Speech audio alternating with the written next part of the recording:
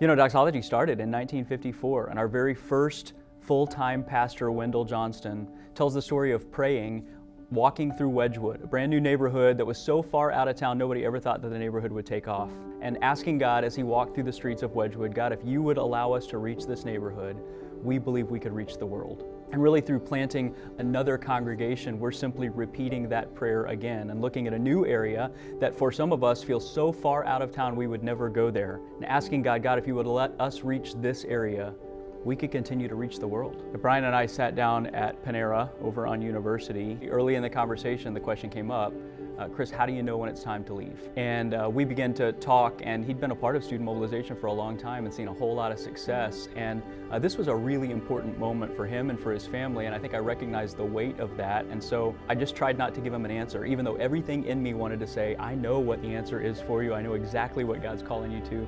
I wanted him to be able to arrive both on the decision to leave and then also on the decision to be sent towards something else.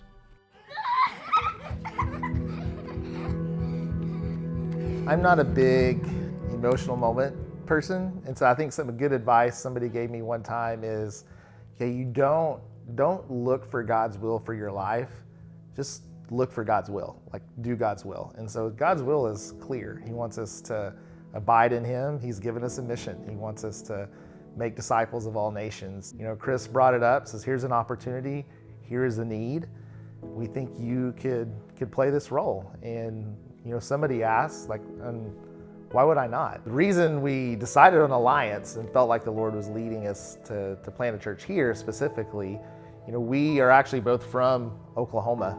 And so we would go back and forth for the past 8 years driving up there to see family. And every time we would go up I-35, we would look out and there would just be these sea of homes being built. And I remember one time we pulled over and got gas, and I was like, this would be a really cool place to live. There's a lot going on here. There were a ton of people coming in from California, from other parts of the country that are less churched probably than Texas is. And so it just got us excited. There's a lot of potential just for people to be reached, and specifically in neighborhoods. And I remember one day our daughter, she was really wrestling with it, and she came to me, she goes, Daddy, I don't want to leave our house, but I know there needs to be a church here up there so people can know about Jesus.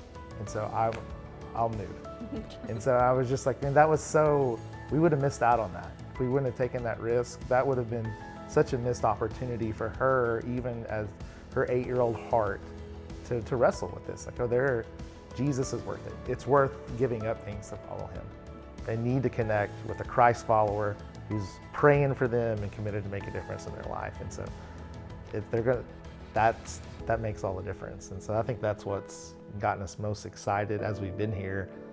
It's been eye-opening, like how many new people are here that don't know anyone. And don't know Jesus. It's exciting to think about what the Lord can do.